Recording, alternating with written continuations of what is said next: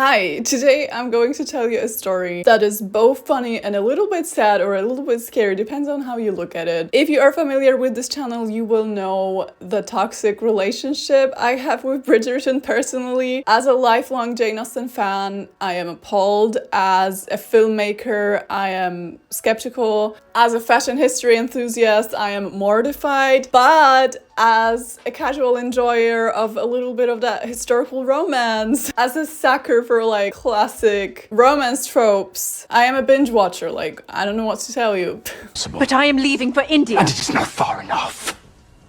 I have produced a couple of videos about the Bridgerton costumes. I don't think they were like very drastic in what I said. And this year I got invited to a local Bridgerton themed event hosted by Netflix. And I was actually quite excited. Of all Netflix shows, like this is the show that actually matches my niche and something that I actively watch. And I will watch every time it comes out. So naturally, I began thinking of what to wear. I did not know what to expect at the event, but I assumed it's mostly for influencers to just like show up, look around, participate in cool activities, and get the word spreading about the show, which is what these events, I'm assuming, usually are. I don't know. I've only been to like 2, but that's what I assume happens. So the easiest choice would be for me to obviously wear like an actual historical Regency era dress. It could also be like, oh, see, this is what it should actually look like. But the invitation did say the dress code would be like modern with Bridgerton inspired elements. So I was like, oh, shit.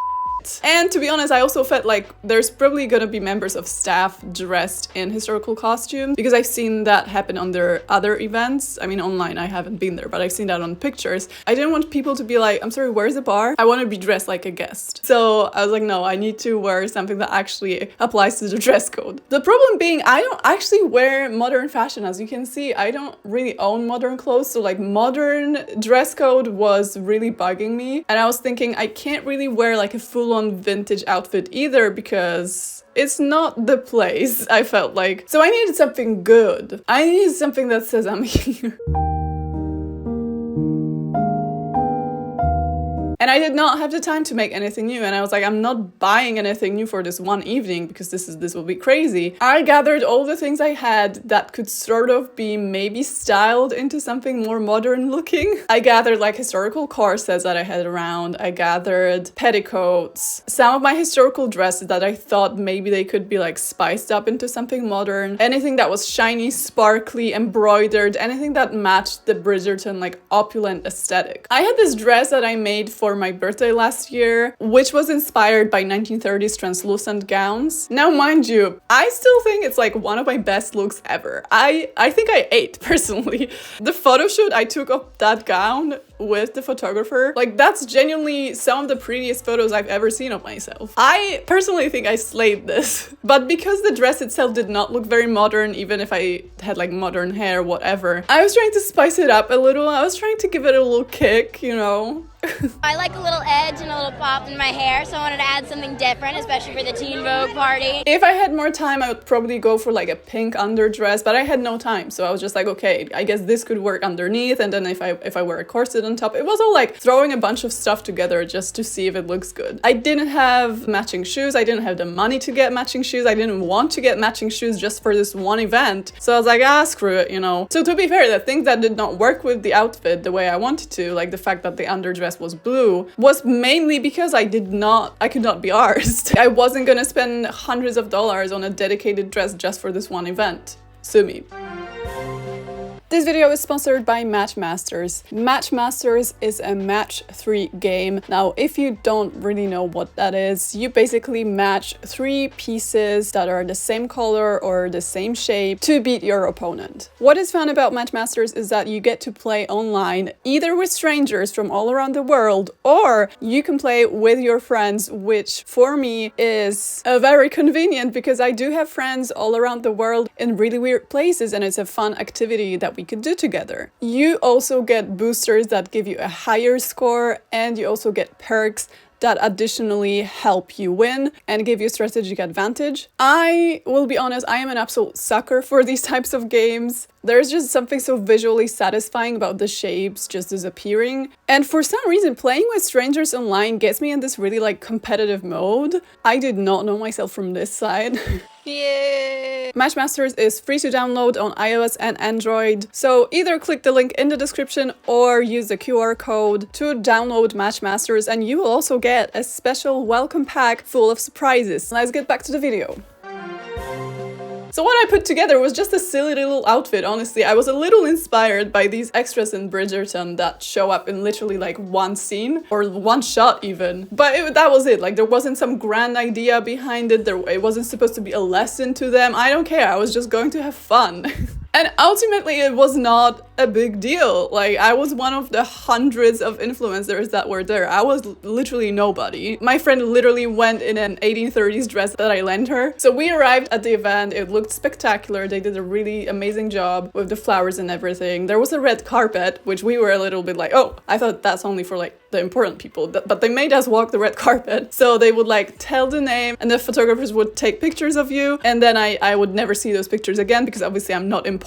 So like, why would anyone post them anywhere? But it was fun. It was like my first time, I guess, getting pictures taken of me. So I was like, okay, let me slay. So really, like, I was just a nobody walking around and having fun. There were a lot of really nice activities. There were a lot of rooms that looked really pretty. They clearly spent a lot of money on the event. I got to see some familiar faces that I followed online for a long time, including the actresses even, which was a nice touch. So it was all in all like a really nice evening. And during that evening, I said to my friend, you know what would be funny though? Because I made all these videos about how I did not like some of the Bridgerton costumes, wouldn't it be funny if I, being now in rooms where those costumes are displayed for everyone to like admire, to be like, it's kind of hypocritical, is it not? So by the end of the party, which at that point, the slip was falling apart, like I literally ripped the slip, so it got longer suddenly, like it was much shorter before. By that point, we recorded the Instagram reel. We shot a couple of videos, went home. I posted the look on my Instagram first. Everyone was really nice about it, which I appreciated because it's definitely not my usual thing. Like this is not my style. And then I posted the reel and all hell broke loose.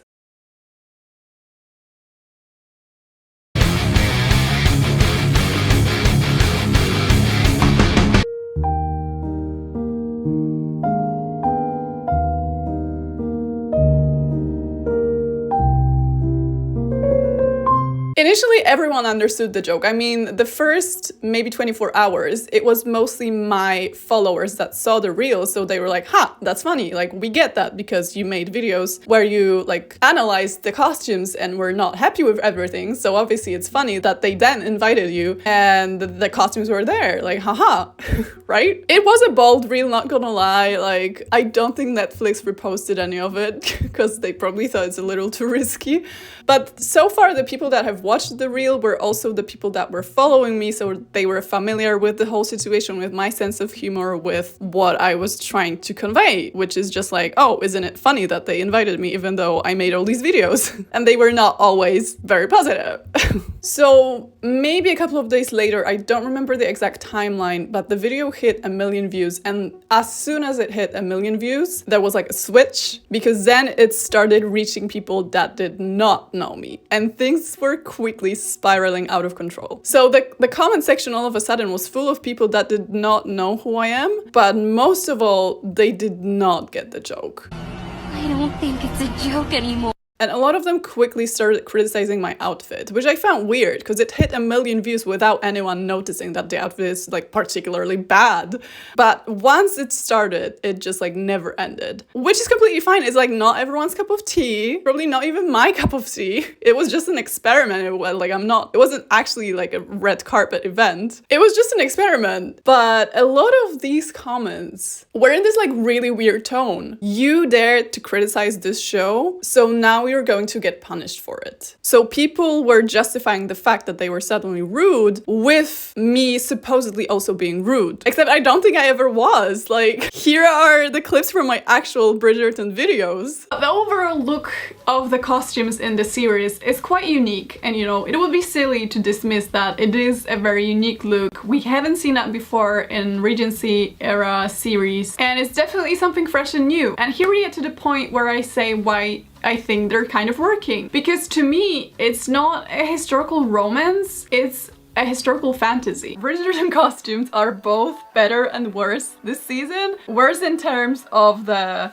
historical touches we were counting on, and better because they fully embraced the fantasy aesthetic they were going for from the beginning. They owned it, and it makes a much more pleasant watch just because of it. First off, Bridgerton is known for not being a show for history purists. We know that, but it's also fun to see the costume department's crazy ideas and experiments. There aren't many historical shows where you get the space to do that. So it became clear to me that these complete strangers are bashing my looks purely because they think that they're delivering justice. They're doing the right thing. And I'm going to read some of those comments to you because some of them are actually funny. Some of them actually made me laugh. So you dressed in a plastic bag to represent the 2020s. Your outfit is diabolical. This reel went beyond her target audience. No. Babe, what is that? So you went with cellophane? Some of the comments, I don't understand why people thought that this was Netflix's revenge for me. This was like a niche event in Poland. Literally nobody there knows the Netflix executives, and people were like, yeah, they knew exactly what point they were trying to prove by inviting you. Like, someone cares. Be for real right now. But anyway, what gave you the confidence? She looks like Superman wearing the underwear on top of his pants. Scoliosis. But now that we've laughed about it, let's get serious for a minute. At first, as the reel was getting millions and millions of views every day, I was a little shocked, to be honest. Every time I opened the app, there would be hundreds of negative comments waiting for me, and it did not change the way I felt about the outfit. I still thought I looked bomb. But it was this weird wall of misunderstanding that I was never going to penetrate. It did not matter what I said to those people. They were determined to dislike me. And it was just like, why? These people did not care what I actually said in my videos. They did not care whether I actually liked the series or whether I hated the series. I said something they found hateful, so I was going to get hate back. It's like this transaction that I accidentally signed up for. And after the initial shock wore off, I was like, okay, but who are those people actually? I will ignore the fact that a lot of them did not necessarily represent the style of clothing that I would consider admirable, because I'm not like those people. We are not going after people's looks in this one. We are better than that. However, I do find it interesting on a sociological level that a lot of those people did not look like they would take any risks when it comes to fashion. But moving on, I was also like, what do you guys do for a living? Like, how old are you? What is your connection with fashion? Why are you even here? And what I discovered was a little shocking. First of all, most of the accounts that were writing those comments were literal kids, which is kind of like, you could expect that, but it's also a little shocking because there's probably like 1% of grown-ups in that comment section. Those were like teenagers, 16, 17, barely of age or not of age at all, born in 2008, born in 2009, with their high school name in their bio. And it's crazy to me how wholesome a lot of those profiles look. Like, they just look really sweet, like just like literal kids. And I find it really concerning because I know kids are mean because they don't really understand the consequences of being mean yet. They're only learning what it does to be rude to someone. But this is not a sheltered case. This is not like one kid that has done something wrong. It's a pattern. Second of all, I noticed that apart from the age group, there are also particular demographics that are more likely to engage in these types of comments. So every time I woke up in the morning, I knew that my notification box is gonna be trashed because every night there would be particular time zones that were waking up, spewing all these out. and then going back to sleep. So during the day in my time zone, I would only get like positive comments or comments trying to defend me. And then at night, all hell would break loose because particular countries would wake up, which is wild. I was analyzing the accounts leaving the negative comments, and a lot of them were from particular countries. Mostly, I have to say, the US, India, some other South Asian countries. Obviously, these are the accounts with the most Instagram users. So India and the US are literally two top countries when it comes to numbers of Instagram users. So this could be that. But I was also thinking maybe there is like a cultural reason why it's more acceptable to be doing this in this particular age group. And according to studies, both the US and India have a growing problem with cyberbullying. Third of all, I noticed that some accounts appear in other people's comments section, and I find it really interesting. Let's call them professional haters. So basically, there are accounts that wander reel to reel, and they would purely just like spew out negativity or like leave a sarcastic remark, and then they would get validated when their comments get boosted by hundreds of thousands of likes. This is actually crazy to me. Like, there are genuinely accounts, and it's real people to it, like they're not faceless, that specialize in fighting people in the comment section. Our hobby's dead. What I find most concerning though about this whole thing is people's reasoning. Yes, we are allowed to be aggressive to you because this person deserves it for the crimes they have committed. And I'm not saying it was hate, because I feel like definitely the tone of these comments was just like, they were just rude. It wasn't even hate. They were like, oh, I'm just stating my opinion, and my opinion is that this is ugly as f. So like, I wouldn't say it necessarily hate, but it definitely felt like directed antipathy. But also this notion of, if this person has done something that we disagree with or something that we consider rude or unpleasant, we automatically gain the right to be rude and unpleasant back. That's how it works. That's how I roll. That's how it be. Which is something I fundamentally agree with, not only because context is important and not only because we only see like snippets of who people actually are online, but also because sometimes all it takes is just some compassion to get someone on the right track, even if we don't get the same energy back. I don't believe in eye for an eye, even in something as trivial as this. What I thought was also interesting was that people don't really hide behind anonymous accounts anymore. No, people on Instagram take full responsibility, full accountability for what they say, and they still say it. Years ago, when we were analyzing why internet has become such a vicious place, we would say, oh, it's the anonymity, you know, people feel like they can get away with more now because you will never find out who they actually are, and the internet offers them space to say things without consequences. But this is not the case. Like, yes, there were several accounts where it was like a shadow account with no person behind it, but most of them were completely open. Even if it was a private account, there would be like a person's name, a person's photo, a person's high school in their bio. They had their partner tagged in their bio, they had scripture quotes in their bio, they had posts about being kind, all out for everyone to see. Some of them even found their friends in the comment section. So they would go from like, what the fuck is this? You look like garbage, to like, oh hi, I didn't know you're here as well. Ha ha ha, what are you doing here? Which is even more insane to me because it suggests they don't need to fear the consequences of being mean, because there are none. Whether it has to do with teaching children to be assertive, to be outspoken, and it just went wrong, I'm not sure. I don't actually interact with that age group in real life, so I have no idea what they're actually like, what they've been taught, what they've been raised as. And the thing about there being no consequences, I mean, in this particular case, it's true. Like, nothing happened. I just went about my day. I had to get off Instagram for a couple of days. I went on a day trip. I was upset that people were making things up about me, but I was not like tearing the dress apart and crying into my pillow and saying that I'm never getting online again. Though it did cross my mind at some point, but I've been actively creating content for almost 10 years now, so it's not my first rodeo, it's certainly not my last. I have had it happen before, so I know that it's just like a wave that goes by and you need to like wait it out. However, if I was someone that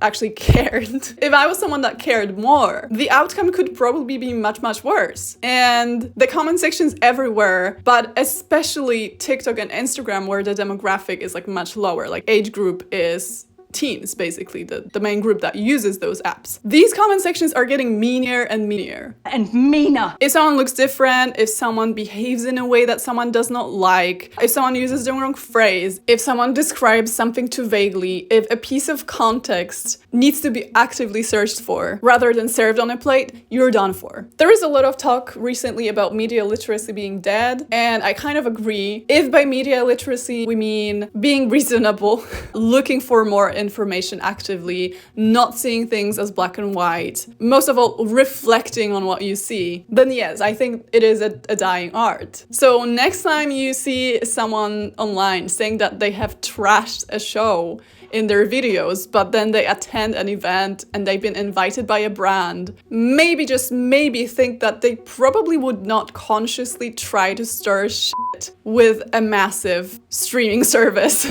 that they could still work with in the future. Just a thought.